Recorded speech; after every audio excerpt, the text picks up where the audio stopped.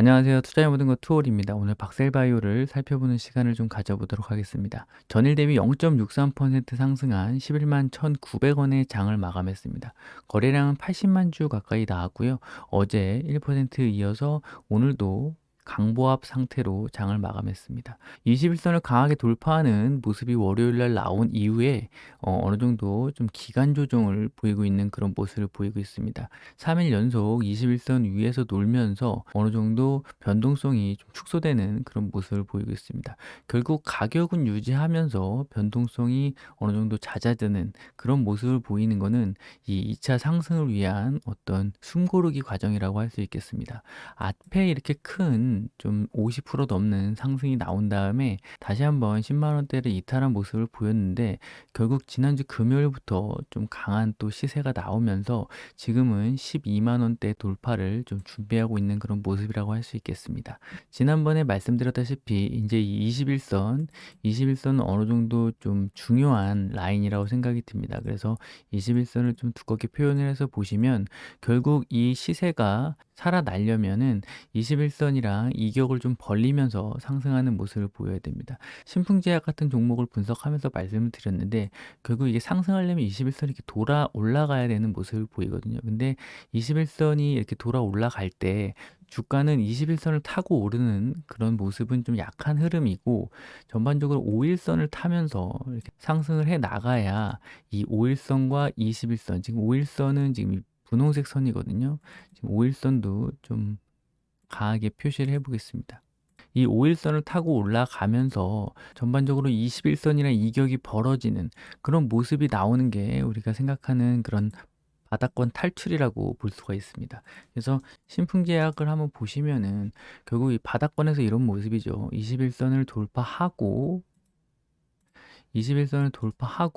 이후에 21선을 돌아서 올라가고 5일선이 올라가면서 이 이격, 이 5일선과 21선이 이격이 벌어지면서 이 안에 이 룸을 좀 만들어야 이 조정을 받을 때도 이 추세가 죽지 않고 계속해서 상승 탄력을 받을 수 있거든요. 그래서 박셀바이오도 결국에는 이 5일선과 21선이 지금 좀 붙어 있지만 이 21선, 5일선이 이렇게 올라가고 21선은 크게 돌아 나가면서 이런 이격을 계속 키워 나가야 어느 정도 장이 안 좋거나 좀 수급적인 이슈로 좀 꼬였을 때 조정을 받더라도 이 상승 탄력이 죽지 않는다. 이렇게 말씀을 드릴 수 있겠습니다. 그래서 박사바이오는 지금 이제 5일선을 올라타고 21선과의 이격을 좀 벌리려는 그런 모습을 보이고 있고 주봉상으로도 보시면 결국 5주선과 20주선이 지금 붙어 있는 모습이 있습니다. 그래서 다시 이격이 좀 벌어지는 그런 모습이 이번 주 다음 주에 좀 전반적으로 나온다면 상승 탄력이 더 붙을 수 있을 것 같고요. 오늘 가격은 그렇게 많이 오르지 않았지만 수급 상황을 보시면은 굉장히 의미 있는 그런 매수세가 들어왔습니다. 외국인들이 상장 이후로 가장 많은 물량을 지금 하루 만에 담는 모습입니다. 그래서 이게 지금 수량으로 보시면은 지금 7만 5천 주거든요. 그래서 어제까지 해가지고 거의 10만 주 넘는 그런 물량을 담았고 연기금도 꾸준히 사 모으고 있습니다. 지금 6거래일 연속. 그러니까 이때 상한가를 치고 13만 원까지 갔을 때 뭐 전혀 움직임이 없었던 그런 연기금이거든요. 그리고 투신들은 어차피 들어왔다 나가고 뭐 들어왔다 나가고 이런 단타적인 흐름을 보이고 있고 결국 외국인이랑 연기금이 매수세에 가담하면서 주가를 좀 끌어올리는 모습, 주가를 좀 반등시키는 모습입니다. 결국 연기금은 이렇게 들어오지만 가격적으로 크게 쳐 올리면서 사는 부분은 없기 때문에 오늘 700원밖에 오르지 못했고 외국인도 오후장 들어가지고 좀 물량을 많이 실는 그런 모습을 보였습니다. 결국 이 부분에서 외국인들이 공격적으로 들어왔고 아침에는 3%나 갭이 빠지면서 전반적으로 어제 뭐 종근당 관련 이슈도 있었고요. 그래서 바이오 테마에 약간 조금 불안한 모습을 아침에 보이긴 했었는데 전반적으로 오후장에 좀 끌어올리면서 장을 마감한 모습이 있습니다. 결국 이렇게 21선 위에서 주가가 놀면은 아침에 3% 정도 개파락을 하더라도 주가가 21선 위에서 노는 그런 형태를 보이기 때문에 다시 반등을 할 때 상승 탄력이 좋거든요. 그래서 항상 이 주식을 거래하실 때 21선 위에서 노는 종목이 좀 어느 정도 수익 실현이나 손절을 하기에도 좀 편한 형태가 될 수 있기 때문에 그 부분은 항상 좀 고려를 하시면서 거래를 하시면 될 것 같습니다. 결국 외국인들이 프로그램 매수로 좀 강하게 좀 가격을 끌어올리면서 전반적으로 지금 2% 내외까지 지금 비중을 좀 높이고 있는 모습입니다. 지난 영상에서 제가 1%대 말씀을 드렸는데 벌써 지금 비중이 2%대 가까이 가고 있는 그런 모습이기 때문에 이번 상승이 좀 완만하게 좀 오랜 기간 지속되기를 바라는 모습이고, 시젠이나 이런 종목 같은 경우에도 바닥권에서 이런 탈출되는 흐름, 그리고 외국인이 공격적으로 들어오면서 차트를 좀 이쁘게 만드는 그런 모습이 있었는데 기업 펀더멘탈 악재가 나오면서 주가가 망가지는 그런 경우도 있거든요. 그래서 시젠을 보시면은 이 부분입니다. 그래서 이렇게 21선을 다시 타고 주가가 좀 상승하는, 외국인들이 많이 들어오고 21선을 돌파하고 다시 한번 바닥권에서 탈출, 결국 이것도 5일선과 21선 이격이 벌어지면서 61선까지 강하게 아래쪽으로 내려왔거든요. 그래서 당연히 넘어갈 수 있는 그런 모양이었는데 갑자기 시장 컨센서스를 완전히 하회하는 그런 실적이 공개가 되면서 주가가 이렇게 박살나는 흐름이 있습니다.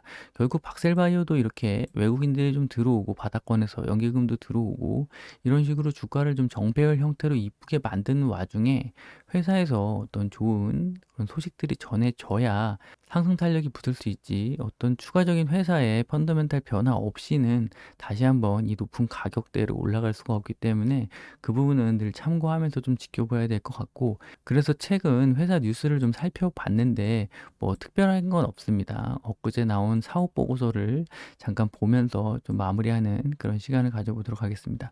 결국 박셀바이오의 좀 장점이라고 하면은 전반적으로 깔끔합니다. CB 물량 같은 게 없기 때문에 추가적으로 뭐 쏟아질 그런 악성 매물도 없고요. 그래서 그런 부분도 좀 긍정적인 부분이 있다, 이렇게 말씀을 드릴 수 있고, 기업은 매출이 결국 돈을 버는 기업인지가 나중에 주가 상승에 가장 큰 영향을 미치는데, 이 사업 보고서 상에서 그 매출에 대해서 좀 보시면은 뭐 판매 조직, 판매 경로 다 있지만 결국 이 판매 전략, 이 투 트랙으로 간다고 얘기를 합니다.